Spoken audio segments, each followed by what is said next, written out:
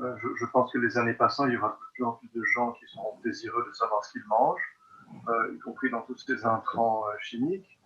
Je pense qu'ils auront une aptitude croissante à discerner ces produits. Troisièmement, je pense que ce n'est pas une fatalité.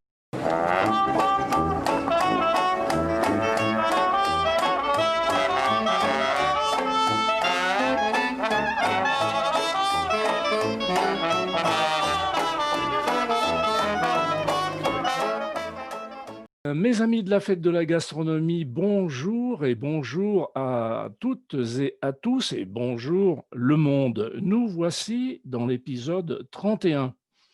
Je vous rappelle l'épisode 30 qui était une sorte de revue de presse des épisodes précédents. Donc en un épisode, vous avez un aperçu de tous les épisodes que j'ai commencé depuis décembre 2018.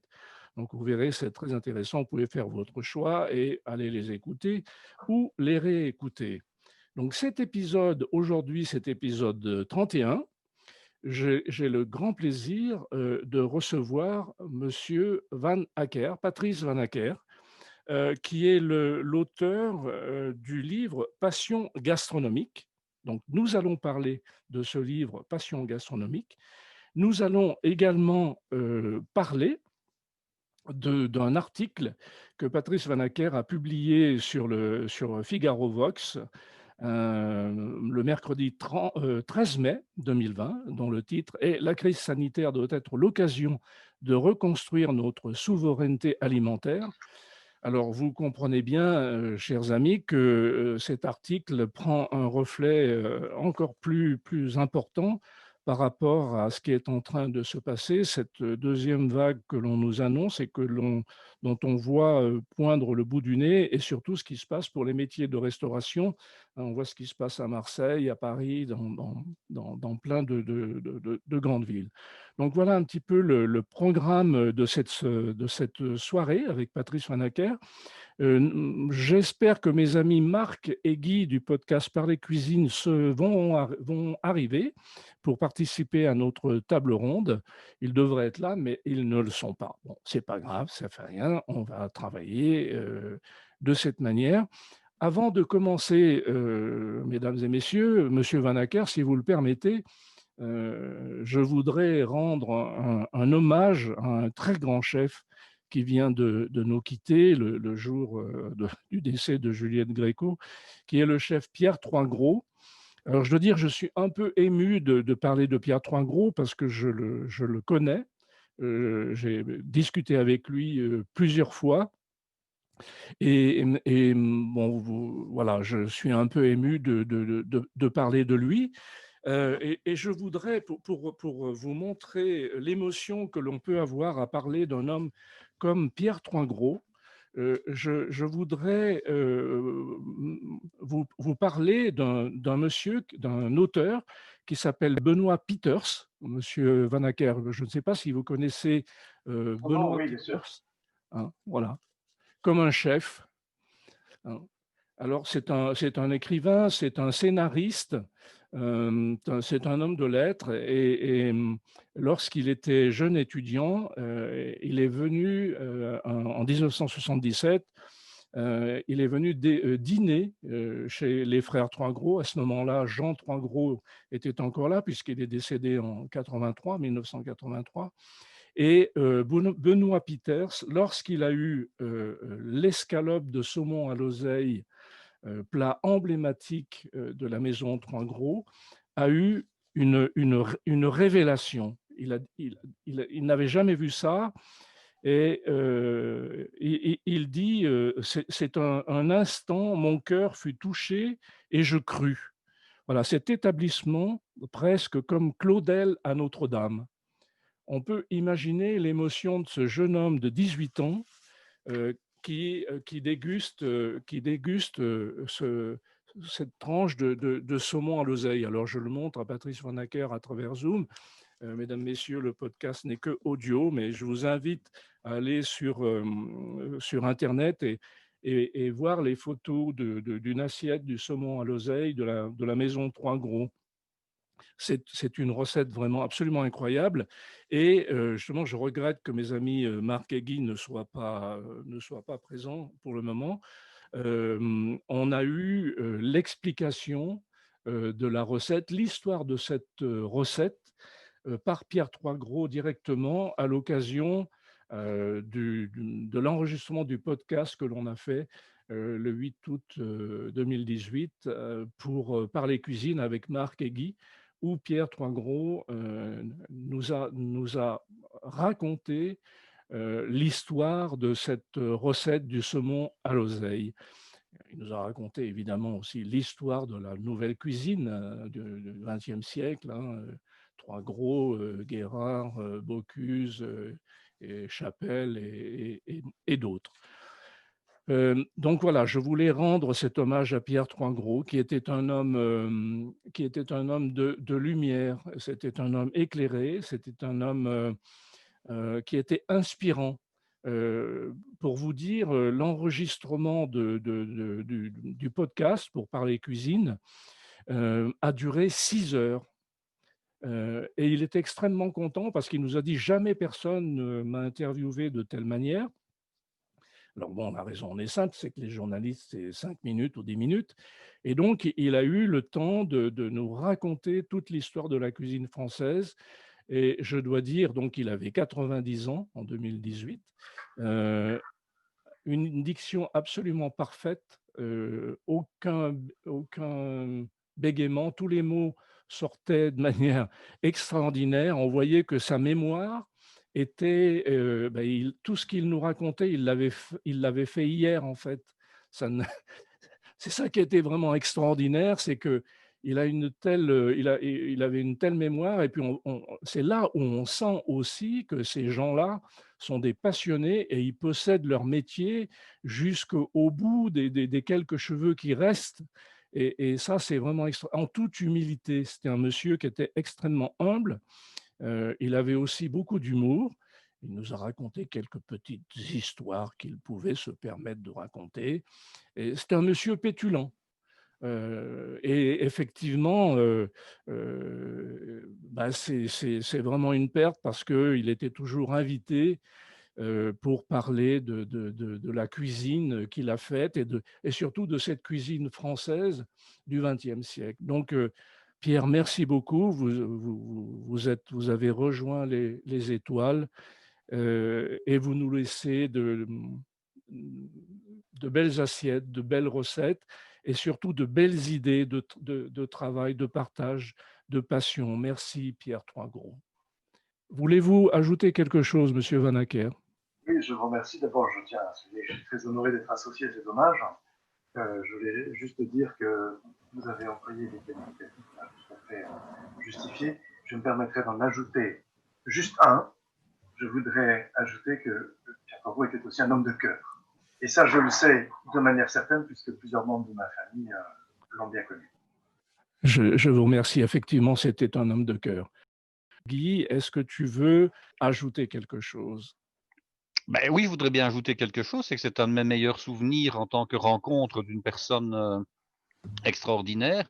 Ce qui m'a frappé, c'était bon sa disponibilité, parce que il a accepté non pas de nous recevoir pendant 1 heure ou 2, mais pendant, je dirais, quasiment une journée complète. C'est quelqu'un d'extrêmement attachant, d'extrêmement humain, un tout grand professionnel d'ailleurs. Et je dirais que quand on s'est quitté, j'ai eu un regret parce que nous nous sommes regardés. Il était déjà dans la voiture qui allait le ramener chez lui. Et alors, j'ai posé ma main sur son bras par la portière. On s'est regardé avec beaucoup de, je dirais, à la fois de tendresse et de tristesse, je pense. En tout cas, j'ai cru voir ça dans son regard et certainement qu'il y avait la même chose dans le mien, parce que je me suis dit, on vient de vivre quelque part des moments magiques, mais Oui, qui seront un one shot parce que bon, ben, il y a une question d'âge, lui qui avait déjà un âge très très avancé, oui, et le fait qu'il y a de la distance entre son domicile et le mien, donc je savais que je ne reviendrais pas 2 mois plus tard ou l'année suivante.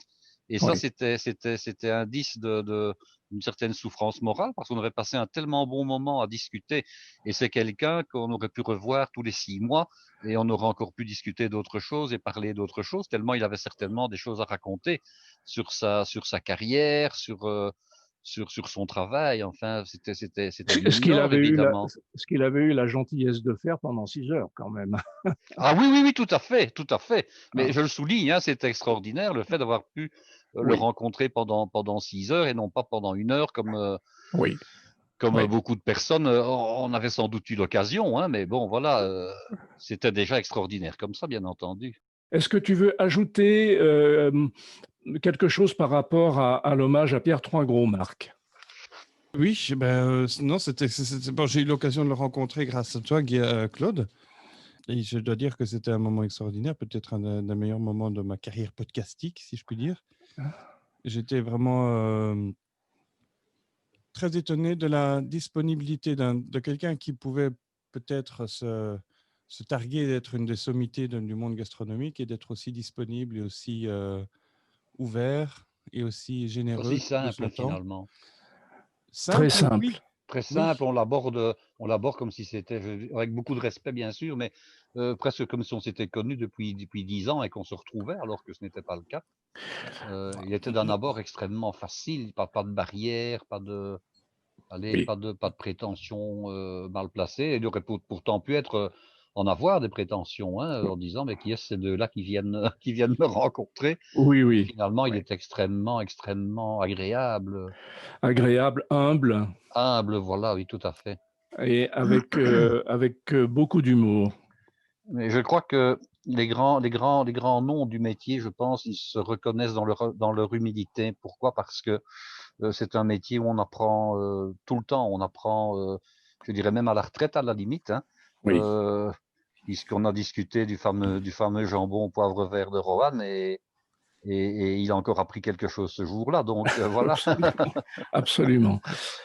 Bien, alors, voilà, j'étais, comme je disais à Monsieur Vanacker tout à l'heure, j'étais un peu ému de faire cet hommage à Pierre, parce que je l'ai connu un petit peu, voilà, pour le pot-au-feu du 1er janvier. Il nous racontait des histoires, des anecdotes, et ça, il a laissé beaucoup de souvenirs. Et le pot-au-feu du 1er janvier de l'année prochaine, ben voilà, on boira à sa santé et on mangera le pot-au-feu à sa santé. Mais je dirais que ici, on a eu coup sur coup en 2 ans d'intervalle de grands décès. Paul Bocuse d'abord en 2018 et puis Pierre Troisgros maintenant. Je Oui, dirais que ça m'émeut plus le décès de Pierre Troisgros. Pourtant, j'avais rencontré Paul Bocuse et c'était un tout grand nom et peut-être beaucoup plus médiatisé, hein. Paul oui, Bocuse, évidemment, était absolument. infiniment plus connu et partout dans le monde que Pierre Troisgros ne l'était. Mais par contre, bon, Paul Bocuse, j'en avais eu l'occasion de le rencontrer que 2 fois. Et Ouais, une fois pendant 1 heure, de toute façon, ce qui était déjà pas mal non plus. Mais oui, Pierre oui. Troisgros, c'était la journée, on va dire la journée complète, hein. Ah, oui, C'était extraordinaire. Et alors, il y avait chez cet homme-là peut-être une tendresse dans ses explications, oui, je dirais, dans sa manière de correspondre avec les autres, qui tout à est fait. extraordinaire. Si vous voulez, Marc et Guy, on fera un épisode pour parler de cette journée. Ah, on peut.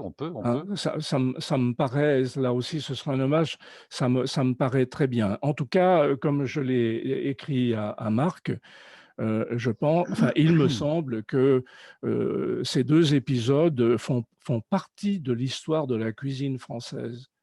Et il faut faire quelque chose avec ça. Il faut publier. C'est pour ça que je t'ai demandé, moi, on m'a demandé, hein, j'ai un ami philosophe qui m'a dit, bon, qui n'est pas du tout ordinateur, qui m'a dit, est-ce que vous avez une transcription de ce qui a été dit? Je dis, je vais Oui, voir. oui, Hein, je vais j'ai fait voir. une transcription. D'ailleurs, c'était un des clous de mon cercueil, c'est de faire la transcription des 4h30 d'enregistrement qu'on a. Ouais. Je vais l'utiliser pour faire le montage parce que il y a 2 versions. Il y a celle qui a été publiée sur le podcast et puis celle qu'on a mise sur notre site qui est la version intégrale avec, c'est les 4h30 carrément, où j'ai juste Oui, sans enlevé, coupure et sans montage. Ouais. Bon. j'ai enlevé les moments un petit peu gênants où on tousse, etc. Mais sinon, c'est Bon. avec tous Nous, les nous, commentaires de Guy, parce que Guy peut parler pendant beaucoup de temps, hein. Oui, nous parlerons de ça pour un autre moment, mais Oui, mesdames, messieurs, mes amis, de la fête de la gastronomie qui nous écoutent, sachez que nous ferons un épisode dédié à cette journée d'enregistrement que nous avons passée avec Pierre Troingros. Mes amis, nous allons venir avec Monsieur Van Acker, qui a la gentillesse d'attendre patiemment. Alors, Avec intérêt. c'est gentil. Donc, nous allons faire on va avoir deux thèmes. Le premier thème est l'article que M. Van Acker a publié, dont je vous ai envoyé le lien, Oui, Marc et oui, tout à Guy, fait. le mercredi 13 mai 2020, dont l'article est « La crise sanitaire doit être l'occasion de reconstruire notre souveraineté alimentaire ». Donc aujourd'hui, il prend encore un peu plus d'acuité par rapport à ce qui se passe. Et dans un deuxième temps, nous parlerons de passion gastronomique. Est-ce que vous êtes d'accord sur Mais ce... est-ce que, par exemple, discuter de l'autosuffisance alimentaire n'est pas déjà un sujet en tant que tel qui nécessite une émission complète Eh finalement? bien, nous verrons. Si ça nous entraîne trop loin, on fera passion gastronomique un autre jour. Qu'en Voilà, moi pensez-vous, je ferais ça. Monsieur Oui, Van Acker? oui, tout à fait. Bon, alors... euh, Alors j'ai lu l'article, si c'est la question, j'ai lu voilà. l'article et j'ai lu les commentaires Eh bien, Guy, c'est toi qui as la parole. qui accompagnaient l'article. Je vois qu'il y avait 23 commentaires au moment où je l'ai lu. Donc il n'y a pas de problème, j'ai lu l'article. Très bien. Alors, qu'est-ce que ça t'inspire, Guy, cet article? Alors ben, je dirais que on parle donc de l'autosuffisance alimentaire et essentiellement pour la France. Alors j'ai un petit peu regardé, je dirais pour certains produits, ma réflexion était la suivante. Bon, tous les pays rêvent d'avoir une balance commerciale qui soit positive. On est bien d'accord, c'est normal, c'est comme ça. Mais si tout le monde veut avoir une balance commerciale positive, il y a un problème quelque part. C'est que le commerce, par nature, c'est je te vends quelque chose, je t'achète quelque chose et tu me vends quelque chose. Idéalement, il faudrait que si on achète, je dirais pour 100 euros à son voisin puisse y trouver son compte pour 100 euros également dans l'autre sens. Et je me rends compte, c'est que d'un point de vue alimentaire, la France, qui était un pays qui était exportateur de quasiment tout ce qui peut se produire en Europe, importe actuellement beaucoup. Et je peux comprendre, par exemple, qu'au niveau de la viande, que la France essaye d'être autosuffisante. Hein.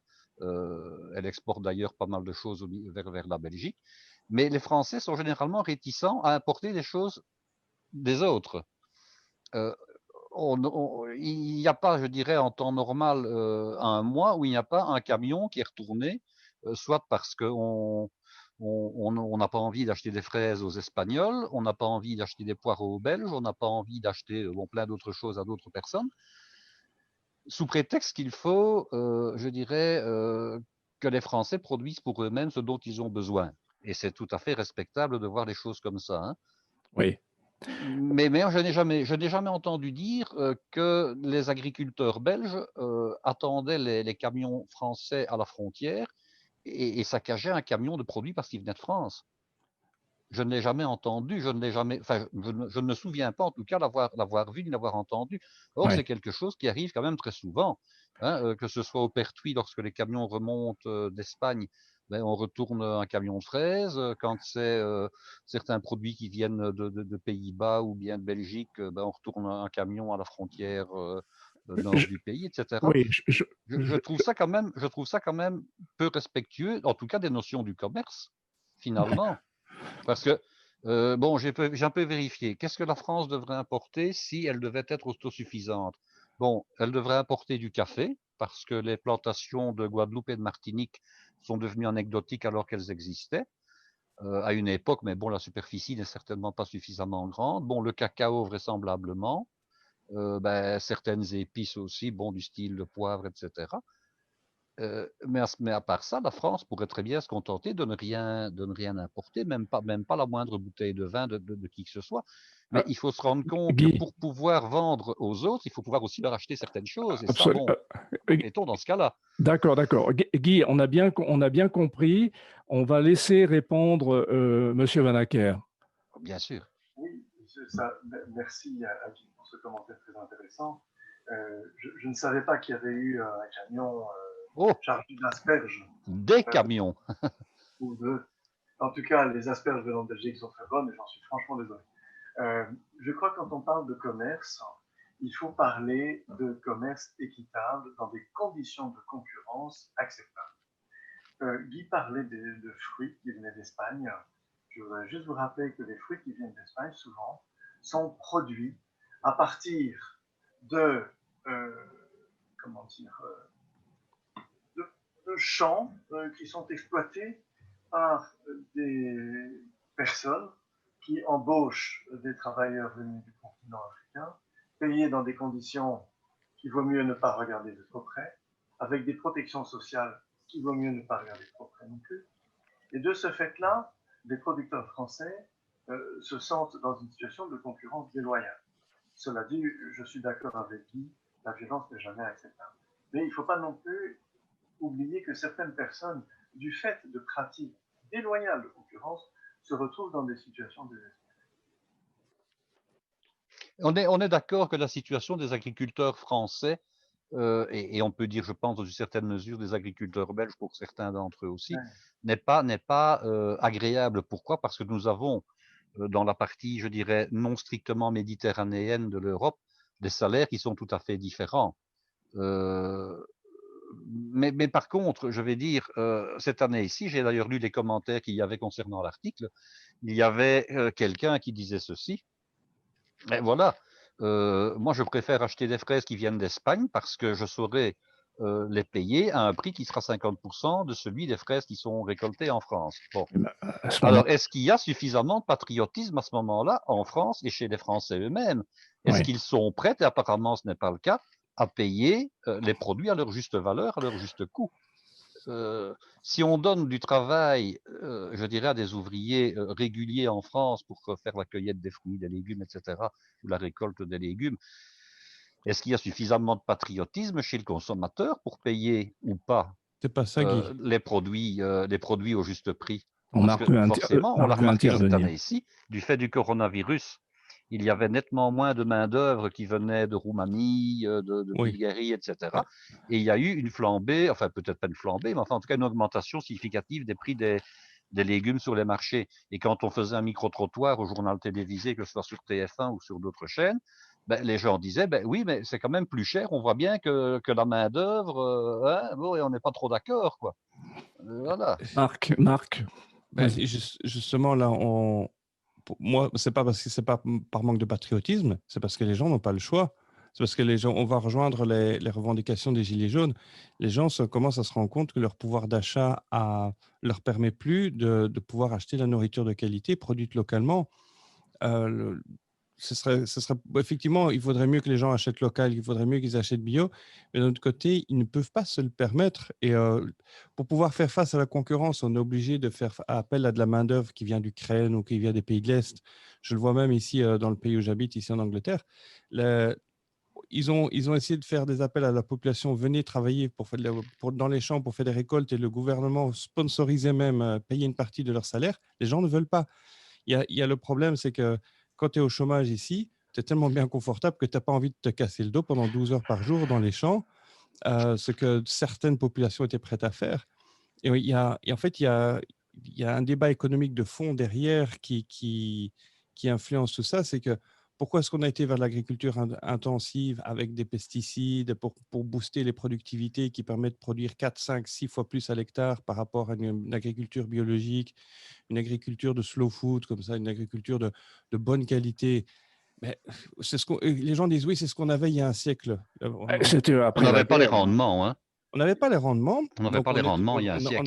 On avait besoin de plus de main-d'œuvre, mais surtout, quand on regarde la part alimentaire dans le budget des ménages, elle était supérieure à ce qu'on a maintenant. On n'a jamais dépensé si peu dans notre nourriture, parce que les autres postes dans les dépenses de nourriture, dans le budget, ont pris plus de place. Alors, les gens vont devoir faire un choix. Est-ce qu'on arrête de s'acheter des vêtements comme on s'achète maintenant pour s'acheter de la bonne nourriture? Tu as tout à fait raison, Marc.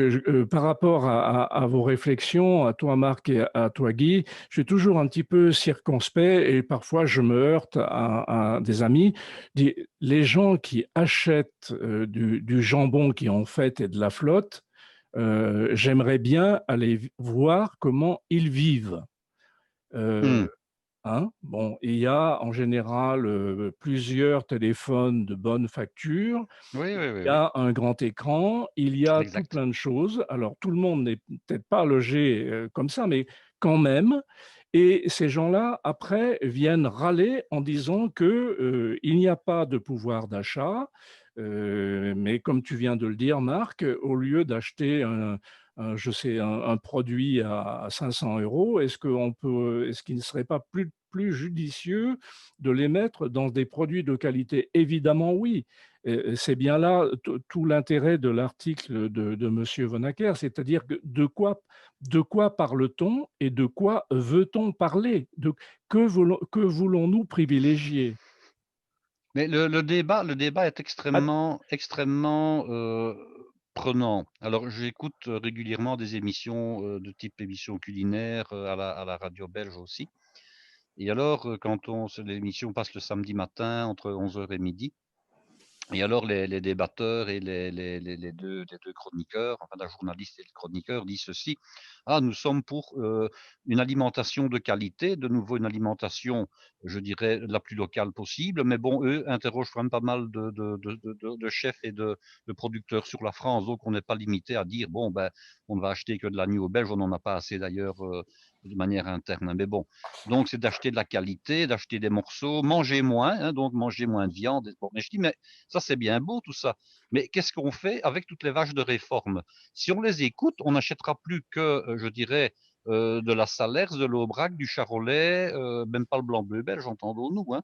Donc on n'achètera plus que ces viandes-là, et on n'achètera plus aussi que les beaux morceaux, hein, de la oui, côte à l'os, de oui, et l'entrecôte. ça Bon, fait et partie. qu'est-ce qu'on fait avec tout le reste? Ouais, Qu'est-ce qu'on fait avec tout le reste? ouais, ça fait partie de l'éducation, me semble-t-il. Monsieur Vanacker, vous avez la parole.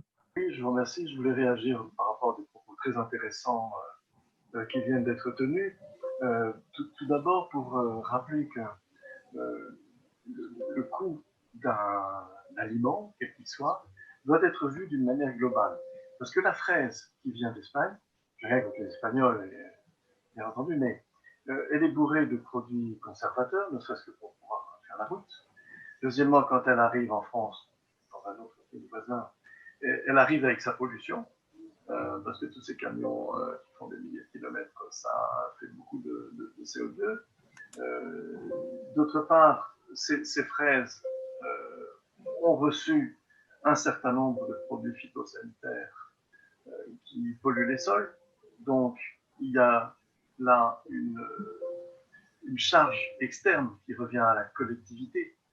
La pollution, qu'elle soit de l'air ou du sol, fait l'objet de dépenses par la collectivité nationale, et quel que soit le pays. Et donc finalement, toute l'Europe paye pour cette dépollution ou pour les conséquences de la pollution quand on ne sait pas dépolluer. Donc, rien que pour vous donner un exemple, en France, c'est 1 million d'euros par jour pour enlever réduire la pollution de l'eau qui est épuisée dans les sols. Donc il faut avoir une approche globale. Deuxièmement, il ne faut pas oublier que s'ils sont chers dans les magasins, c'est parce que les grandes surfaces en particulier pratiquent des marges commerciales très supérieures quand la qualité est plus élevée. Donc il y a probablement une négociation que les pouvoirs publics devraient pouvoir engager avec ces grandes chaînes de super et hypermarchés. Marc? J'ai une question. Est-ce que vous ne pensez pas qu'il y a un petit peu d'hypocrisie politique à partir du moment où l'État accepte de sponsoriser la mauvaise agriculture? Je me dirais, il suffirait qu'on oblige les agriculteurs à mettre sur les produits, en termes de traçabilité, d'indiquer tous les produits qui ont été répandus les 3 derniers mois avant la récolte sur le produit qu'on achète. Parce que les gens n'ont absolument aucune visibilité sur les pesticides contenus dans les fruits et légumes qu'ils achètent. Pour prendre cet exemple-là, pourquoi est-ce qu'on n'oblige pas les producteurs à étiqueter tous les produits dont on trouve des traces dans vos légumes? Parce que ça demanderait, je pense, ça demanderait d'abord de la part du consommateur d'avoir des compétences pour pouvoir juger de la pertinence ou pas d'un produit. Alors, je vais prendre un exemple. Il y a les néonicotinoïdes que l'on utilisait et qui sont en principe interdits sur les betteraves. Bon, j'ai vu un reportage il n'y a pas plus tard qu'un jour ou deux, où les agriculteurs, ces vilains-là, demandent d'avoir encore 2 ans où ils peuvent utiliser ces fameux néonicotinoïdes. On est allé donc le journaliste est allé dans un champ avec l'agriculteur et on a vu quel était l'état des betteraves actuellement sans utilisation de ces fameux pesticides. Qu'est-ce qui se passe? Les pucerons sont là, les pucerons ont ravagé les champs, il y a des betteraves qui atteignent, je dirais avec beaucoup de pénibilité, la taille d'un gros navet, hein, et c'est ce qu'ils disent, le rendement, il est quasiment en chute de 20-25% pour le moins, parce qu'on a utilisé des produits qui sont légaux mais qui sont peu efficaces. Alors d'un côté, et je respecte tout à fait la chose, on a les abeilles qui apparemment, donc il a l'air d'être avéré qu'elles souffrent des fameux pesticides en question, hein, donc ça c'est un choix. Et de l'autre côté, il y a la production, je dirais, de sucre qui diminue. Alors le sucre est un ennemi, tout le monde est d'accord avec ça. Néanmoins, dans le futur, on sera peut-être content d'avoir du sucre pour pouvoir faire de l'éthanol pour que les voitures puissent quand même rouler encore un petit peu le jour où le pétrole sera déficient. Ça sera à Alors, l'hydrogène. ce sera de l'hydrogène. Bon, il faudra voir comment on va le produire, l'hydrogène, hein, parce que là, il y a aussi un très gros débat. Hein. Si c'est actuellement l'hydrogène tel qu'on le produit en craquant du méthane et en rejetant du CO2, je vois pas C'est pas l'intérêt rentable. entre nous. Hein. Mais si c'est de l'hydrogène qui est maintenant produit avec des éoliennes ou avec des panneaux solaires, on doit déjà en installer quand même pas mal. Hein. L'hydrogène, moi, je n'y C'est crois qu'à moitié. Honnêtement, C'est pas bon, rentable. c'est ce un n'est autre pas problème. rentable actuellement. Hein. Ouais, ouais. Alors, bon, on va faire une petite parenthèse. On est en train d'étudier maintenant la possibilité de mettre des éoliennes au Groenland, dans la partie sud du pays.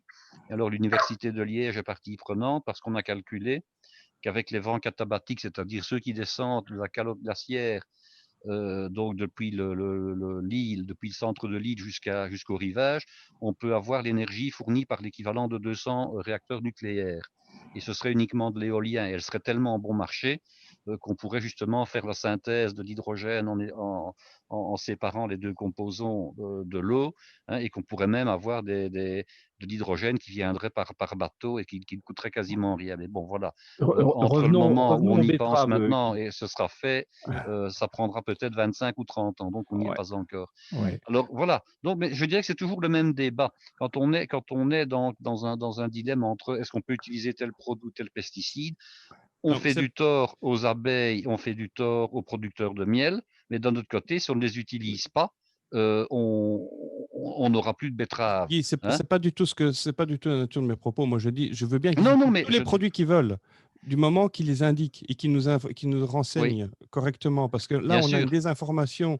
On a un produit bio qui va coûter 6 fois plus cher qu'un produit à côté qui est non bio, et on voit pas la différence parce que sur l'emballage, on va pas Oui. dire ce qu'il y a réellement dedans et quels sont les vrais dangers, qu'est-ce que ça a réellement coûté de produire une fraise Mais ça, super. oui, tu as raison, que le produit soit bio ou pas bio, on se heurte à ce problème-là. C'est le combat de Pierre Priolet. Je vous invite à aller regarder sur Internet qui est Pierre Priolet. Je le connais bien, je l'ai rencontré. On discute ensemble de temps en temps. Et Pierre Priolet insiste, il a créé les magasins C'est Juste, d'ailleurs. C'est Juste Paris, où il fait monter les produits de la vallée du Rhône sur l'étiquette, il y a le prix qui est payé au producteur et donc on voit tout de suite la marge. Donc, en fait, il faudrait faire la même chose pour les produits que l'on met dans les cultures. C'est ça le combat. Monsieur Van Acker, qu'est-ce que vous en pensez? Oui, je suis tout à fait d'accord. Je pense que les années passant, il y aura de plus en plus de gens qui seront désireux de savoir ce qu'ils mangent, y compris dans tous ces intrants chimiques. Je pense qu'ils auront une aptitude croissante à discerner ces produits. Troisièmement, je pense que ce n'est pas une fatalité. Regardez l'Italie, par exemple, qui est un pays très productif en matière agricole. Par hectare, ils utilisent 2 fois moins de produits phytosanitaires que les Français. Comme quoi, ce n'est pas une fatalité. Il ne faut pas oublier non plus d'avoir une pensée pour les agriculteurs qui, je le rappelle, sont quand même les premières victimes de tous ces produits, puisque ces personnes, dans cette profession, je veux dire, ont les plus forts taux de maladies d'Alzheimer ou de cancer par rapport à la population générale. Donc, il faut aussi penser à eux. Il faut Mais je vous travailler ensemble. Je dirais, pense que technologies modernes doivent Oui. nous permettre de trouver des solutions. Je vous dirais que je suis particulièrement bien placé pour argumenter dans votre sens. C'est que papa est décédé à l'âge de 71 ans de fibrose pulmonaire. Alors j'en ai reparlé avec un médecin pneumologue en lui demandant, et je dis, bon voilà, est-ce que je risque, comme c'est aussi une maladie qui peut être génétique, je dis, est-ce que je risque quelque chose de ce côté-là? Il m'a dit, écoutez, en tout cas, actuellement, vous n'avez pas de fibrose pulmonaire. Et qu'est-ce que faisait votre papa? Et je dis, papa est agriculteur. Oh, qui dit, ne cherchez pas plus loin. La fibrose pulmonaire et les maladies pulmonaires tuent les agriculteurs en fin de carrière et dans leur, je dirais dans leur proche vieillesse parce qu'ils ont respiré. Et c'est vrai, j'ai vu papa respirer dans les années 60 et 70 comme ça. Des poussières, mais pas que des produits. On pulvérisait. Alors maintenant, les agriculteurs, ils ont des tracteurs high-tech avec des cabines pressurisées, ils mettent éventuellement des masques, etc. Le masque que papa avait, je l'ai toujours vu dans une armoire, parce que bon, les gens qui leur vendaient ce genre de produits les mettaient ne les mettaient pas suffisamment en garde en disant attendez. Et puis, les agriculteurs dans les années 60 avaient appris leur métier, je dirais de manière empirique, par leurs parents, par leurs grands frères, etc. Peu avaient été dans les écoles d'agriculture. Alors maintenant, les agriculteurs qui sont actuellement formés, on leur apprend à doser les produits.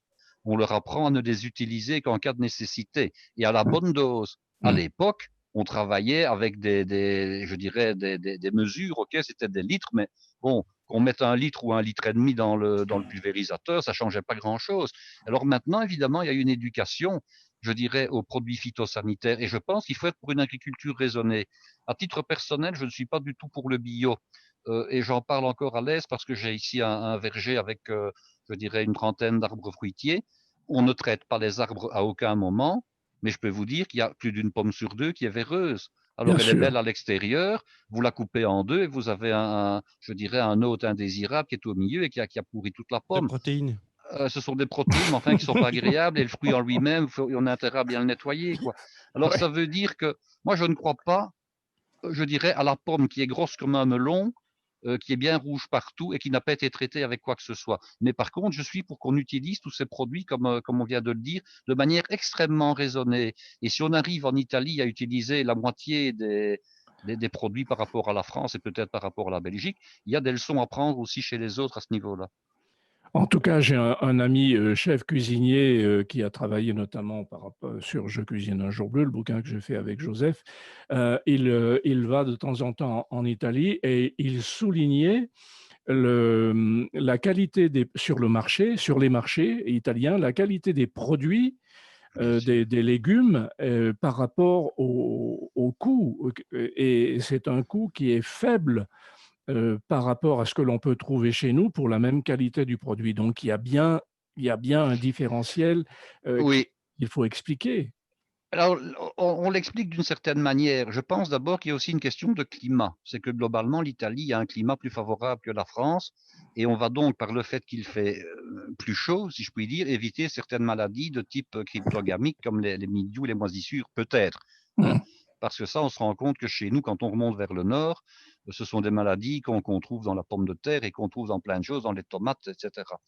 Et puis, on accuse aussi quand même l'Italie d'avoir recours à une main-d'œuvre, je dirais, pas toujours très régulière non Ce qu'on plus. disait tout à l'heure, oui. Oui, et qui, eux, par contre, utiliseraient plutôt les migrants actuels en leur proposant, je dirais, une fois qu'ils sont sortis des centres d'asile, en leur proposant, et ça se remarque dans la presse, de travailler à l'embauche comme ça pour des sommes peu importantes.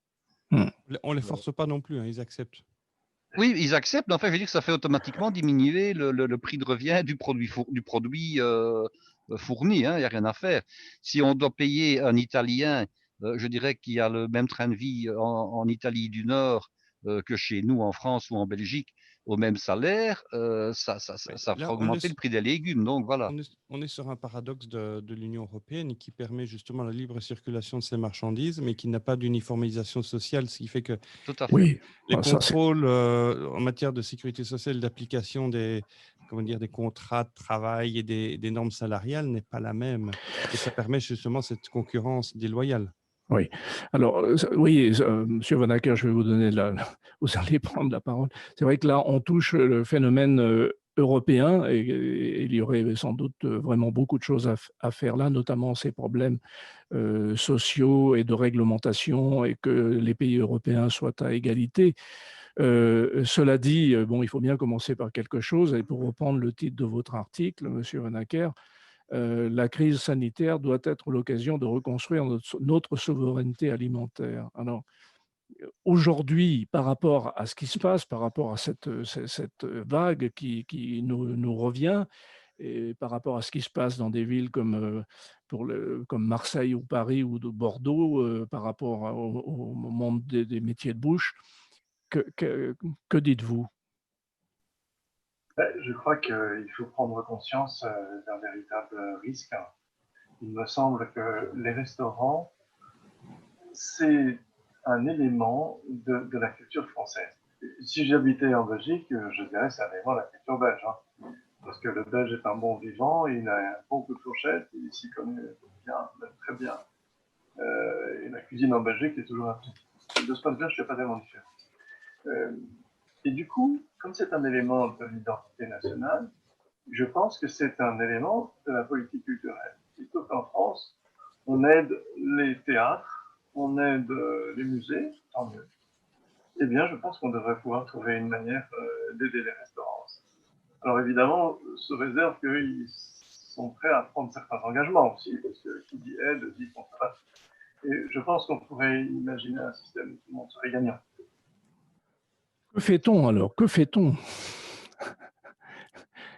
Mais je ne sais pas si je crois que la chose a fait polémique en France, elle l'a fait en Belgique également. À un moment donné, enfin, vous m'éclairez si je suis à côté de la plaque, hein. Je pense que le gouvernement a consenti à une diminution des taux de TVA à un moment donné Oui. En restauration, en Ouais. espérant qu'il allait y avoir de l'embauche. Et je pense que l'embauche n'a pas vraiment suivi au prorata de la diminution qui a été effectuée. En tout cas, en Belgique, ça a été le cas également, au point que le ministre des Finances de l'époque a dit oui, mais bon, ça va pas. On veut bien vous diminuer la TVA dans certaines circonstances, mais vous devez jouer le jeu des deux côtés et ne pas mettre la différence dont vous profitez en poche plutôt que d'embaucher ce qui était prévu à l'origine. Alors, je ne sais pas comment ça a été au niveau de la France, mais j'ai cru, d'après ce que j'ai lu dans la presse, que c'était à peu près le même résultat, c'est que la TVA a diminué, mais que l'embauche n'a pas suivi. Donc finalement, socialement, Les ça prix n'a n'ont pas pas. baissé. Les prix n'ont pas baissé de toute façon. Est-ce que je peux répondre à Guy sur ce sujet? Je vous Oui, en bien prie. sûr. C'est un argument très intéressant. Je voudrais juste rappeler que l'accord de l'époque, lorsqu'on a baissé donc, la TVA dans le secteur de la restauration, ne portait pas que sur l'embauche. Il y avait aussi l'amélioration des salaires, qui est un point important. Oui, oui, oui, tout à fait. Il y a forcément aussi la rémunération du restaurateur. Il ne faut pas oublier que quand on exploite un restaurant, on a un taux de marge net qui est entre 1 et 4%. Autant dire qu'il est très faible. Et plus le restaurant est haut de gamme, plus le taux de marge diminue. Et tout à fait. Et autrement, c'est beaucoup plus rentable de vendre des crêpes que de monter un restaurant étoilé. Ouais. Ça c'est je pense, une certitude. Donc, il doit y avoir une négociation équilibrée. Et puis après, il y a un moment où le sens de l'engagement des professionnels doit jouer son rôle. Hein. Il y a aussi quelque part l'image de la profession qui change. Monsieur Van Acker, si vous, on en parlait un petit peu tout à l'heure, aujourd'hui, cet article, si vous deviez l'écrire maintenant, euh, est-ce, est-ce que vous changeriez quelque chose? Ou que diriez-vous de plus? Ou comment le Mais diriez-vous? très franchement, à votre question, je ne changerai pas une virgule. Parce que tous les phénomènes qui sont analysés dans cette tribune du Figaro, comment dirais-je, sont toujours présents. Il n'y a aucune raison comment dirais-je, d'en changer la teneur. Alors là où il y a une proposition originale, en deux mots, c'est que comme les restaurants souffrent énormément d'un problème de surendettement, compte tenu du fait qu'ils avaient des dettes forcément pour créer leur outil de travail, et comme ils ont moins de recettes, les taux d'endettement se dégradent en quelque sorte. Et je pensais que les collectivités publiques, à commencer par l'État, pouvaient racheter une partie de cette dette en contrepartie d'une prise au capital de la part de l'État. Et les restaurants auraient 5 ans, 10 ans, enfin, le temps nécessaire pour racheter ces parts de capital. Et finalement, ça ne coûterait rien ou presque rien aux collectivités publiques sur le long terme. Mais on pourrait sauver un grand nombre de restaurants de ce fait. Est-ce que vous pensez que les organisations syndicales des bars, des restaurants évoquent ces possibilités avec le gouvernement? Je n'ai pas entendu ça dans les déclarations. Moi non plus.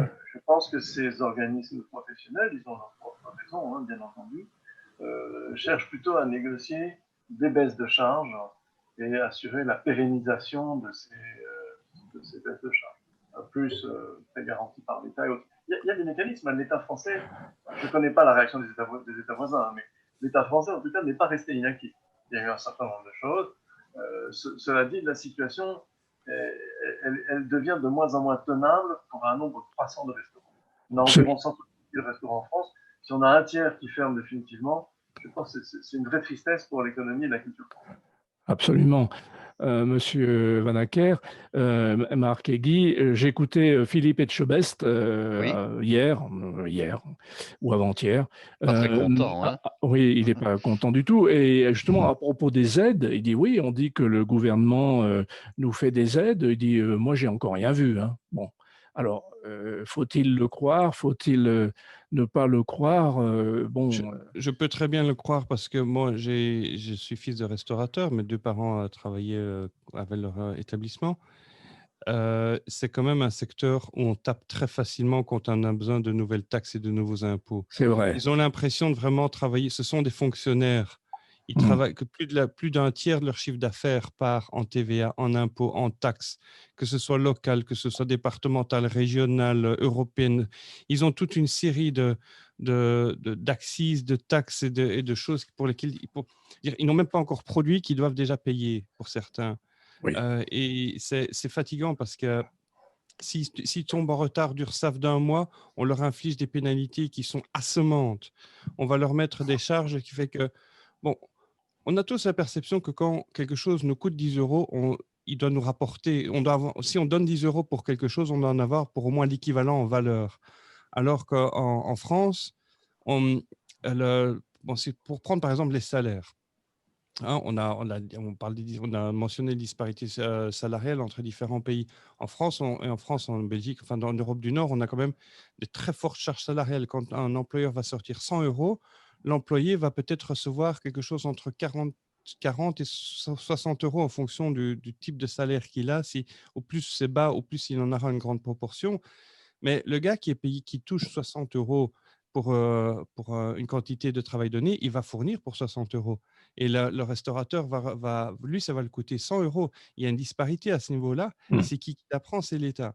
Et maintenant, ils ont fermé leur bouche, pour rester poli, jusqu'à présent. Et là, maintenant, ils ont payé, ils se sont fait racketter.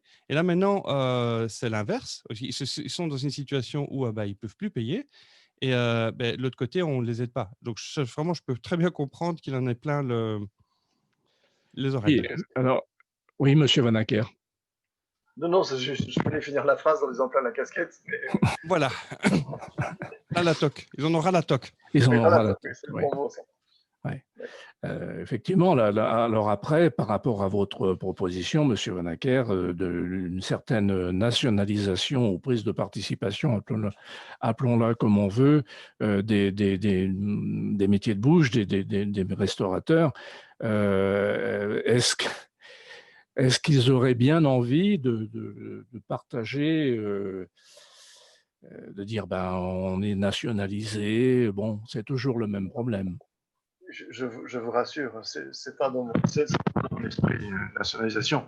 Quand je dis prise de participation en capital, avec 10-20%, dans certains cas, c'est déjà bien. Oui. 10 ou 20%, on ne peut pas encore parler de nationalisation. Oui. Mais bon, l'idée est un petit peu en route et c'est vrai que les gens sont un petit peu réfractaires à dire oui, mais bon, si l'État participe, ça veut dire qu'il va nous imposer des choses qu'il fait déjà, comme tu viens de le dire, Marc. hein. Excusez-moi de reprendre la parole, mais il y a un point qui me semble quand même important. Je vous en prie. C'est que les restaurants sont réservés à une partie de la population que je ne pourrais pas chiffrer avec précision, mais en gros la moitié de la population peut se permettre d'aller au restaurant. Toute aide de l'État est une aide du contribuable. Comme en France en tout cas, la TVA représente une part très importante des ressources de l'État, plus que l'impôt sur le revenu. Cela signifie que si on aide les restaurants sans leur demander rien en contrepartie, ça signifie qu'on demande à des Français qui n'ont pas les moyens d'aller au restaurant De payer de pour les cotiser autres. pour des restaurants. Et ça risque, si vous me permettez l'expression, ça risque de leur faire bizarre. Alors que si on leur dit qu'il y a une contrepartie, d'une part une prise de participation de l'État et d'autre part des engagements des restaurateurs en matière d'alimentation saine par exemple, eh bien c'est une sorte de donnant-donnant et là ça devient acceptable pour tout le monde, y compris pour ceux qui n'ont pas les moyens d'aller au restaurant. On peut le faire au profit au nom de l'identité culturelle. On va aider les musées, les cinémas auxquels les gens ne vont pas alors qu'ils payent quand même. C'est aussi leurs impôts qui vont aider. Oui, c'est vrai. Vous avez raison. Quand vous dites, Monsieur Vanacker, la préservation de la gastronomie française appelle le développement de la justice alimentaire en France, qu'est-ce que ça signifie pour vous? Ça signifie pour moi, si vous voulez, qu'il faut qu'il y ait un consensus national sur le soutien à la restauration et à la gastronomie en général. Et dans un pays où on a 4 millions de personnes qui dépendent des divers mécanismes d'aide sociale alimentaire, d'aide alimentaire, comme les Restos du Cœur ou les nombreuses associations, c'est, je pense, un préalable. Ou en tout cas, les deux actions doivent être menées en parallèle. Parce que la justice alimentaire, c'est quelque chose de très important. Sinon, vous risquez de fissurer le consensus national pour aider les restaurants, justement, en particulier. Oui, mais alors, bon, ça veut dire que, pour moi, ça veut dire qu'on crée, dans ce que vous dites, j'entends une alimentation à deux niveaux quand même. Il y a ceux qui peuvent et il y a ceux qui ne peuvent pas. Et je pense, pour reprendre l'expression de Marc Bergeret, je crois, qu'il faut éviter l'hypocrisie dans ce domaine. Et il y a évidemment une alimentation à deux vitesses. Cela dit, il n'y a rien de déshonorant à dire à des associations, par exemple, qu'une commune ou l'État, peu importe, disent à telle association, on va vous mettre à disposition un entrepôt. Vous allez, et pas trop loin des zones d'habitation, bien sûr. Et donc, vous allez pouvoir trier, stocker tous les aliments que vous recevez, parce que maintenant, on fait la chasse au gaspillage, les grandes surfaces n'ont plus le droit de jeter les aliments invendus, et ainsi de suite. Oui. Mais c'est pas quand vous êtes une association, une petite association éventuellement, et que vous voyez arriver, je dis au hasard, 14 tonnes d'aliments, vous en faites quoi? Si vous n'avez pas à disposition un entrepôt pour trier, stocker et accueillir les gens qui viennent chercher de l'aide alimentaire, vous êtes gêné. C'est un exemple, mais on peut en trouver d'autres. Ouais. Bon, quelle vaste question, vaste problème. Effectivement, votre article, comme le soulignait Guy tout à l'heure en début, bon, on parle de la France, on parle de la gastronomie française, qui est toujours admirée, qui est toujours copiée, mais on voit bien que aujourd'hui, la gastronomie est partout. J'ai même vu hier qu'il y avait un championnat du monde des burgers. Oui. Voilà, et je vois aussi que certaines grandes maisons mettent des burgers à la carte. Alors évidemment, c'est des burgers avec du foie gras, de la truffe, voilà, du caviar et tout ça. Pourquoi pas? Tout ça pour dire que ce phénomène de la gastronomie est un phénomène mondial. Alors, déjà, si au niveau européen, on pouvait accorder nos violons, qu'est-ce que nous, citoyens, pouvons faire pour dire, pour aller vers pour aller vers une justice alimentaire. Est-ce qu'il faut aller vers une agriculture, enfin faire pression vers une agriculture durable, vers des méthodes d'agriculture responsables par rapport à la nature? Devons-nous, comme ce qui semble être le cas, faire pression pour diminuer les produits phytosanitaires?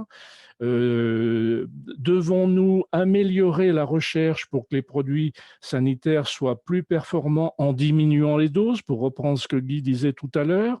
Plein de champs d'action. Qu'est-ce qu'il faut mettre en avant? Moi, je pense que ce qu'il faut mettre en avant, c'est d'abord dans la vie de tous les jours. Il faut être capable de ne pas être trop exigeant sur l'esthétique des fruits et des légumes. Des fruits et des légumes moches peuvent être très bons. Et de toute façon, il y a une aberration à les jeter au motif qui ne répond pas à des standards.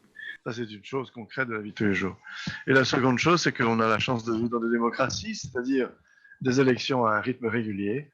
Et je pense que les citoyens peuvent très bien aller voir les candidats et leur dire, voilà, on a tel et tel problème en matière d'insécurité alimentaire, ça c'est lié à l'injustice alimentaire, et en matière de santé, dites-nous, et d'environnement, dites-nous ce que vous voulez faire sur ces trois domaines, et on réfléchira pour qui on votera quand vous nous aurez répondu.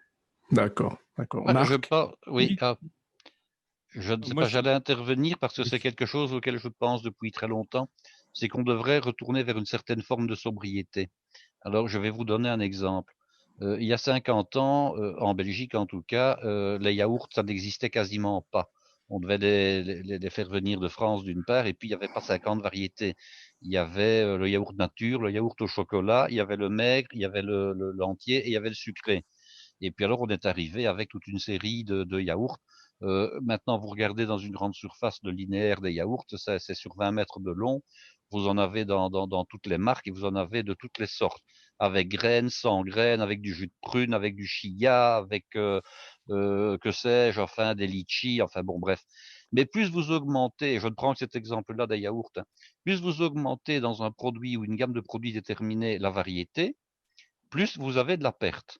Puisque si vous avez 50 variétés différentes de yaourt à un moment donné, vous avez 50 produits pour lesquels il peut y arriver que la date de péremption soit atteinte et qu'on doive jeter.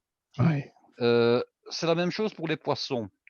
On va prendre le cas des grandes surfaces qui vendent des poissons donc le samedi soir. Traditionnellement, le rayon poisson est fermé le lundi. Or, qu'on ne me dise pas que le samedi soir, tout est vendu. Il reste encore des produits. Alors, qu'est-ce qu'on fait avec ces produits-là? Ben, on les met au conteneur, on met de l'eau de javel dessus pour éviter que qui que ce soit ne vienne se servir pendant la nuit. Tout ça pourquoi? Parce que quand vous interrogez le responsable du rayon poisson, on va vous dire, oui, mais bon, les clients n'accepteraient pas qu'un quart d'heure avant la fermeture, ils ne puissent pas trouver la gamme complète de ce dont ils avaient envie pour Oui. pouvoir faire un choix. Oui. Or, il faudrait qu'on puisse dire à un moment, alors on nous parle de surpêche, on nous parle d'exploitation, je dirais, au-delà du raisonnable des bancs de certains poissons ou de coquillages. On vous parle de l'élevage auquel on a dû avoir recours puisqu'il y avait justement une diminution des bancs naturels des poissons concernés. Et alors, je pense qu'on devrait avoir l'attitude suivante, c'est de dire, en fonction de la saison, on aurait 3 coquillages, 2 crustacés ou 3 crustacés et 5 poissons, et non pas 3 fois ou 4 fois ce que je viens de dire. Oui, oui. Et on varierait ça en fonction des saisons, ce qui veut dire que pendant ce temps-là, on laisse se reposer, je dirais, les poissons ou les crustacés qu'on ne pêcherait pas à ce moment-là. Et on pourrait dire au client, écoutez, à un moment donné, il est 8h moins quart, le magasin ferme à 8h, eh bien, il n'y a plus que 2 variétés de poissons possibles. Oui, Il fallait oui. venir plus tôt, ou bien il fallait réserver, ou il Ouais. fallait les commander. Oui, Et ça, oui. ce serait, me semble-t-il, intelligent. Alors, ça ne veut pas, mais je pense qu'on va retourner de toute façon, qu'on le veuille ou qu'on ne le veuille pas, vers ce genre de choses pour une raison toute simple. C'est qu'à un moment donné, la nourriture va augmenter. Alors, elle va augmenter. Pourquoi? Parce que En prix. la manière de la produire va coûter de plus en plus cher. Oui. Et on ne pourra plus se permettre de gaspiller à un moment donné. On ne pourra plus le faire.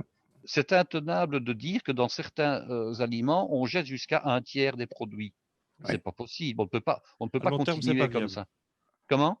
Marc? À long terme, c'est pas viable. Et de toute À long terme, façon, c'est pas viable. À long de toute terme, façon, ce n'est pas viable. Il faut des engrais, il faut des surfaces agricoles pour produire, il faut du carburant pour aller pêcher et je dirais, pour alimenter les tracteurs. Que ferons-nous? Enfin, je trouve on commence seulement à y penser. Que ferons-nous lorsque les carburants vont être 2 fois plus chers que ce qu'ils ne sont actuellement? Les tracteurs à l'hydrogène, c'est quand même pas pour demain, hein. Faut pas non plus rêver. À un moment donné, il va y avoir un problème. Avant qu'on ait une énergie propre et bon marché à disposition en quantité illimitée, on va passer par le coût du pétrole qui va augmenter, hein. Oui. Et tout, que ce soit les transports, que ce soit, je dirais, les engrais, que ce soit les oui, tracteurs. oui. Faut quand même pas oublier, moi j'ai connu encore des fermiers qui cultivaient au cheval. Et un Oui. cheval, il ne vous laboure pas en une journée la même chose qu'un tracteur qui a un double jeu de 6 ou 7 ou 8 socs, je Oui, dirais, mais justement, ça, réversibles, hein. c'est un modèle d'agriculture qui commence à revenir. Guy, si tu veux bien. Marc voulait intervenir et Oui, après, Oui, Monsieur Van Acker. justement, si je peux me permettre, moi j'ai une vision tout à fait personnelle de la justice alimentaire parce qu'il faut savoir que les gens qui commencent, comment dire, la bonne gastronomie est souvent un signe de statut social. C'est-à-dire quand les gens ont leur statut social qui s'élève, généralement ils commencent à prendre le temps de bien manger et ils commencent ils voient ça un peu comme l'entrée dans le luxe. Et c'est une des premières choses que les gens se permettent, c'est commencer à aller au resto plus souvent. Et une façon pour moi, je pense, si on doit aller à la racine du problème pour établir de la justice alimentaire au niveau républicain national, ce serait de commencer à intégrer ça dans l'éducation. L'éducation nationale est obligatoire, enfin l'éducation est obligatoire, donc du coup les gens pensent que l'école est obligatoire. Mais quand on regarde la quantité d'éducation alimentaire qu'on a à l'école, sur tous les aspects, que ce soit nutritionnel, que ce soit sur l'aspect gustatif, sur l'aspect même de la production, il n'y a rien du tout à l'école. On va vous apprendre des sinus et des cosinus qui vous servent à rien, C'est vrai. alors qu'on pourrait très bien passer un quart du temps à éduquer les enfants sur la chaîne alimentaire, d'où ça vient, comment on produit, qu'est-ce qui empêcherait les écoles d'avoir un potager éducatif pour que les enfants puissent apprendre à faire croître des fruits et des légumes, et puis de commencer à les cuisiner. Quand je vois que dans des écoles au Japon, les élèves non seulement là, nettoient leur classe à la fin, mais ils participent à la cantine à tour de rôle. Et donc, du coup, ils se rendent compte, il y a beaucoup moins de gaspillage.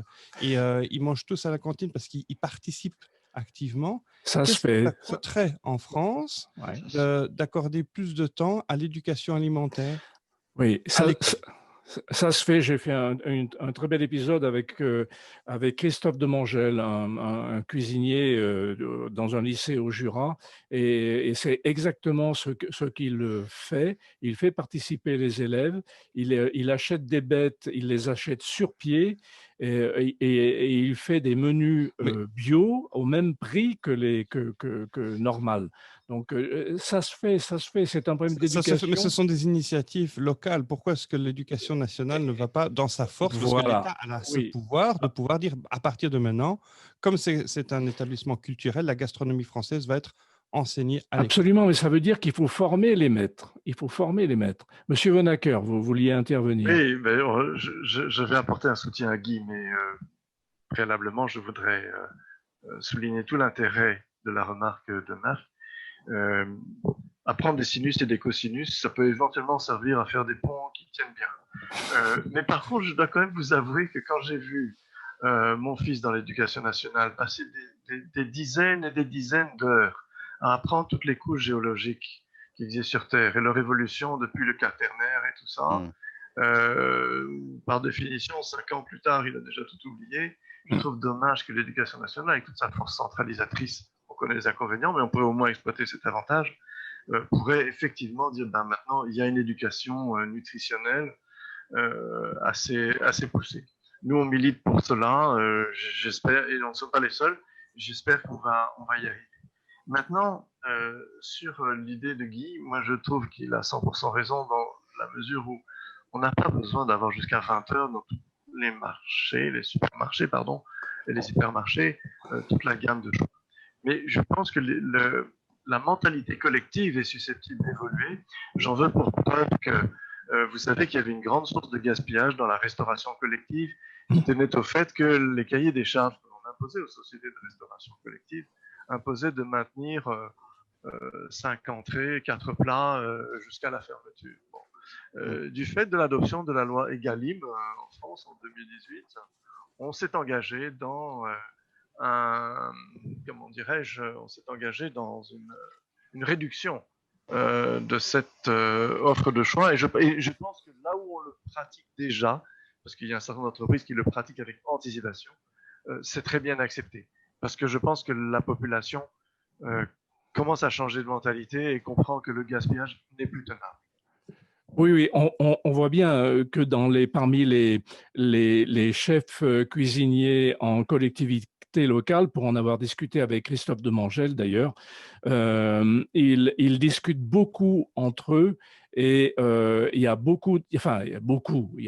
quand même de plus en plus de cuisiniers de collectivités locales qui travaillent justement par rapport à la loi Egalim et qui échangent entre eux. Donc, même si l'éducation nationale ne fait pas grand-chose, eh bien, les chefs de collectivités locales, eux, font. Alors après, il faut qu'ils s'entendent avec le patron de l'établissement. Évidemment, ça reste toujours en fait, c'est une histoire de personnalité. Par quoi est-ce qu'on est intéressé? Qu'est-ce qu'on a envie de mettre en avant? Et peut-être que par eux, la formation des maîtres peut-être changera. Justement parce que on va quand même s'apercevoir que la santé démarre, la bonne santé démarre quand on est petit et qu'on est à l'école. Si on est obèse à 8 ans ou 10 ans, c'est qu'il y a vraiment un problème. Mes amis, je crois que nous allons clore ce débat pour le moment. On pourrait y passer des heures. Et comme on a beaucoup discuté, eh bien, je crois que nous parlerons un autre jour, dans un autre épisode, de passion gastronomique. Voilà. Tu l'as lu, Marc? Et parcouru. Parce que c'est une brique, hein, quand même. C'est D'accord. 450 pages. Oui. Guy, tu l'as lu, toi? Moi, j'ai pioché dedans. Je n'ai Voilà. pas tout lu, mais j'ai pioché les sujets qui m'intéressaient, en fait. D'accord. Bon, donc on a matière. Il a des choses à dire, d'ailleurs. Hein? Il a des choses à dire, d'ailleurs. Vas-y, Marc. Non, Guy a des choses à dire à propos du livre. Oui, mais ce n'était pas le sujet aujourd'hui. Voilà, ce n'est pas le sujet. Ce n'est pas le sujet d'aujourd'hui. Oui. Alors, en fait, moi, je vais continuer un petit peu sur ce sujet demain matin à 9h. J'ai le grand bonheur d'interviewer la directrice générale de l'Institut du goût. Pour tout vous dire, je ne savais pas que ça existait, mais j'ai lu l'autre jour l'hebdomadaire qui s'appelle Le 1, et c'est un journal qui est fait par Éric Fotorino, un grand journaliste, et ils ont fait une trilogie, le vin, le pain, le fromage. Donc, oui. Voilà. Je ne sais pas si vous avez ça en Belgique, mais je pense que tu serais très intéressé par le fromage. Alors, il ne parle pas des fromages belges, Guy. Hein, bon. Je viens de me rendre aujourd'hui, c'était aux environs de midi. Hein. Je me suis rendu chez ma fromagère attitrée, donc il y en a une qui a été deuxième meilleure fromagère de Belgique et l'autre troisième, donc voilà. Je me suis fait de nouveau un petit assortiment de fromages extraordinaire. Bon. Fromage belge, fromage français, fromage italien, fromage suisse, j'ai acheté un peu de tout, comme on dit. Et ce soir, j'ai d'ailleurs mangé de la maquée, dont on avait déjà parlé lors d'une émission précédente, qui provient donc de la dernière fabricante de fromage au lait cru du pays de Herve. Et c'est vrai qu'elle est très, très, très, très, très, très bonne. Voilà.